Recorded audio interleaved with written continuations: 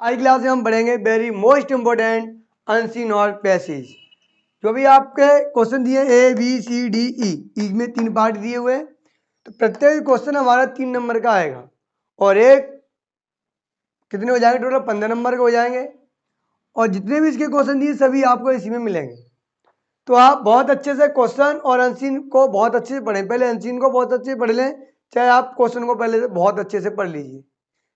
बहुत अच्छे से पढ़िए, पहले अनसीन को पढ़ते हैं बहुत अच्छे से, 1 बार 2 बार 3 बार। जब तक आपको स्टोरी समझ में ना आए तब तक आप इसे पढ़ लीजिए।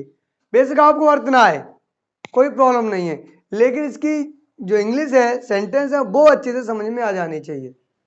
देखते हैं student. A thief before hanged, एक चोर को फांसी देने से पहले, एक चोर को फांसी देने से पहले आस्क्ड, पूछा, if he could see the king, see मान देखना, क्या वह राजा से मिल सकता है। As he was something very important to tell him, मैं उन्हें कुछ इंपॉर्टेंट महत्वपूर्ण बातें बताना चाहता हूं। When, जब he was taken to the king, he told him that he knew how to plant tree which would have golden fruits. उसने राजा को बताया, जब उसे राजा के पास ले जाया गया, किसे, चोर को। जब चोर को राजा के पास ले जाया गया तो उसने राजा को बताया कि वह जानता है कि वह पेड़ कैसे लगाया जाता है जो गोल्डन फ्रूट, जो गोल्डन के फल देता है। मैं ऐसा पेड़ जानता हूं कैसे लगाया जाता है। चोर ने राजा को बताया कि मैं जानता हूं पेड़ कैसे लगाया जाता है जो गोल्डन के फ्रूट देता है। The king and his countries, the king and his the courtiers become the courageous and anger to sell if what the thief said was true. वह उत्सुक थे इस चीज जानने के लिए कि यह चोर सत्य कह रहा है। शायद ये जानता हो कि पेड़ कैसे, गोल्डन के फ्रूट देने वाला पेड़ कैसे लगाया जाता है। वो बहुत उत्सुक होने लगे। कौन? जो राजा के जो दरबारी थे वो सभी।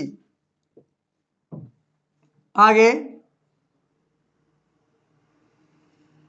कहां पर थे? True, the thief told the king, उसने राजा से कहा या राजा को बताया, that such a tree would grow only if it was planted by an honest person. उसने राजा को ही बसा लिया। उसने राजा से कहा कि वह यह पेड़ वही लगा सकता है जो ईमानदार हो, जो ईमानदार हो, जिसने कभी चोरी वगैरह, जिसके मन में भी ऐसा कोई ख्याल ना आया हो बेईमानी का, वह पेड़ से वही व्यक्ति लगा सकता है जो ईमानदार रहा हो। अब उसने राजा को फंसा लिया, राजा फंस गया। So he asked the king to plant tree. So माने इसलिए, ही माने उसने, asked माने कहा, the king माने राजा से, to plant tree पेड़ लगाने के लिए उसने राजा से कहा कि राजा साहब आप लगाइए। किसने कहा? ये चोर ने कहा। नादर, ना तो, नादर का कराया था हमने, ना तो राजा है, neither the king nor even the prime minister nor of his courtiers felt himself honest enough to plant it. कह रहा है ना तो राजा, न प्राइम मिनिस्टर, ना उसके कोटी, ना दरबारी, ना तो किंग, इवन प्राइम मिनिस्टर, ना तो प्राइम मिनिस्टर, ना दरबारी, felt himself honest enough to plant it. कोई भी इस पेड़ को लगाने के लिए तैयार ही नहीं हुआ, क्योंकि कभी ना कभी सभी के मन में ऐसा डिसऑनेस्ट एंड बेईमानी का ख्याल तो आया ही होगा। कोई ऑनेस्ट ईमानदार था ही नहीं। 10 इसलिए they showed that they too were dishonest, so the king pardoned the thief. जब दिखा कि कोई ईमानदारी नहीं है तो चोर को छोड़ दिया गया, तो चोर को फांसी नहीं लगाई गई और उसे बिना सजा दिए हुए रिहा कर दिया गया, पार्डन कर दिया, माफ कर दिया उसे जाने दिया कि कोई ही ईमानदार नहीं है और उसे चोरी की वजह से क्या लगाई जा रही थी, फांसी। अब देखते हैं हम क्वेश्चन। पहला कह रहा है give a suitable title to the above passage.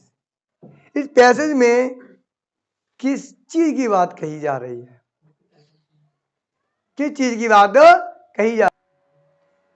Give a suitable title to above passage, इसमें मुख्य बात क्या कही जा रही है? तो इसमें कही जा रही है कि यहां पर कोई ईमानदार ही नहीं है, तो हम लिखेंगे नन इज ऑनेस्ट, यहाँ कोई ईमानदार नहीं है। तो पहले का जो आंसर होगा वो हो जाएगा हमारा none is honest, none is honest, यहाँ कोई ईमानदार नहीं है। हो गए आपके भाई 3 नंबर मिल गए इतने लिखने से। नन इज ऑनेस्ट, यहाँ कोई ईमानदार नहीं है। अगला है what was pre condition for the person who would plant the tree, plant the tree. And what was precondition for the person who would plant the tree? उसने कंडीशन रख दी कि पेड़ वही लगा सकता है जिसने कभी बेईमानी ना की। यही तो की थी। क्या कहा?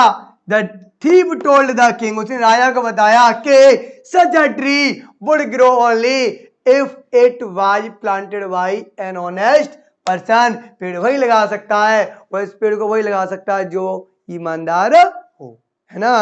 तो यही है। तो यहां से सच से आप स्टार्ट कर दो, पर्सन पे खत्म कर दो, हमारा सेकंड हो गया। मिल गए हमारे कितने?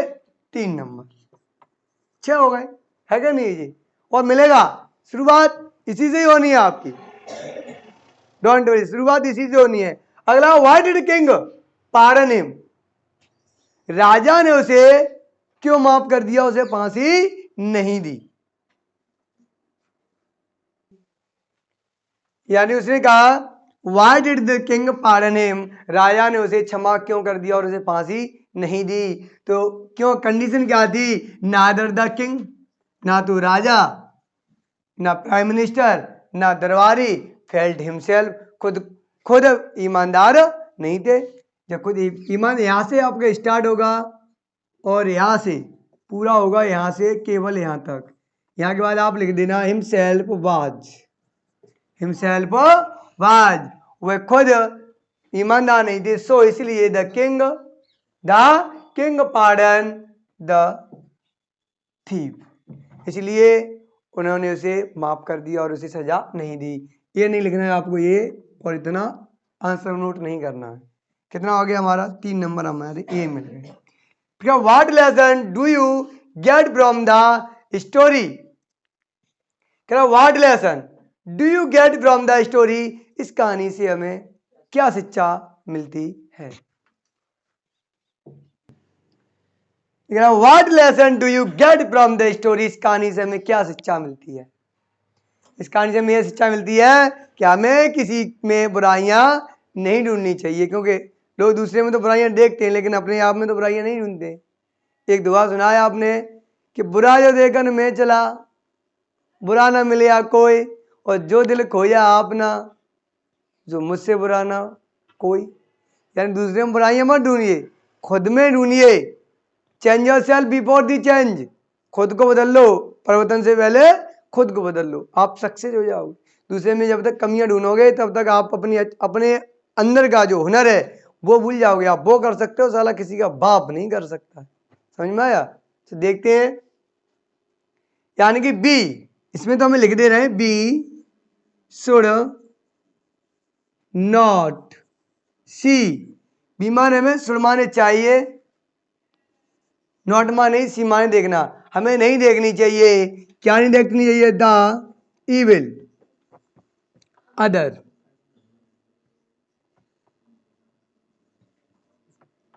हमें दूसरों में बुराइयां नहीं देखनी चाहिए, या बुराइयां नहीं देखनी चाहिए तो हम लगा सकते हैं इविल्स अदर। अदर्स भी कर सकते हो, चाहो तो आप अदर भी कर सकते हो। यानी कि we should not see the evils other, हमें किसी में बुराइयां नहीं ढूंढनी चाहिए। अगला अब हमारे होते हैं ई वाला, अपोजिट ऑफ, इनके हमें अपोजिट वर्ड ढूंढने हैं। तो ध्यान दीजिए, पहले दिया है इनसिग्निफिकेंट, यानी कि इसमें से होता है कोई जो महत्वपूर्ण ना हो, महत्वपूर्ण ना हो, इसका अपोजिट वर्ड क्या हो जाएगा, जो महत्वपूर्ण हो। और महत्वपूर्ण क्या होती है, इंपोर्टेंट। क्या होती है, इंपोर्टेंट। तो इंपोर्टेंट देखो भाई, ये मिल गया ना। तो इसका आंसर क्या हो जाएगा हमारा, इंपोर्टेंट।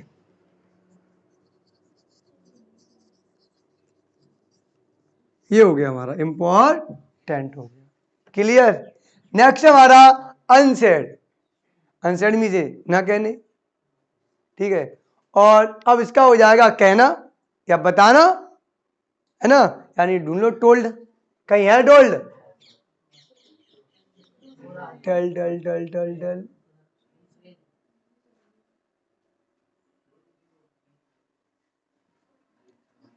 कहाँ गया टोल्ड, होगा जरूर, टोल्ड। तो सेकंड का आंसर हो जाएगा टोल्ड। अगला हमारा फाल्स, और फाल्स का वर्ड क्या होता है, ट्रू।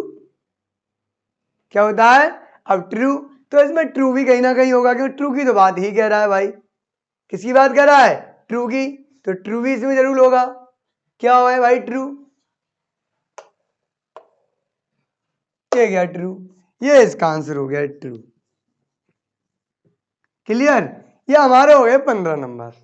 कोई प्रॉब्लम तो नहीं आई, बस हमें ये चीज देखनी है कि टाइटल क्या कह रहा है, और मिलेगा सब इसी में। अगर आपको नहीं, पहले आंसर में बहुत अच्छे चार्ट, कितनी मिनट लगी, जरा सी समझ में आ गया ना, बहुत अच्छी। और आपके 15 नंबर पक्के हो गए, और आपका ये सबसे पहले आपको यही मिलेगा, इंपोर्टेंट है, बहुत अच्छी। और ऐसे बोर्ड परीक्षा की अच्छी तैयारी करने के लिए इस वीडियो को लाइक करें, हमारे चैनल को सब्सक्राइब कर बेल आइकन जरूर प्रेस करें।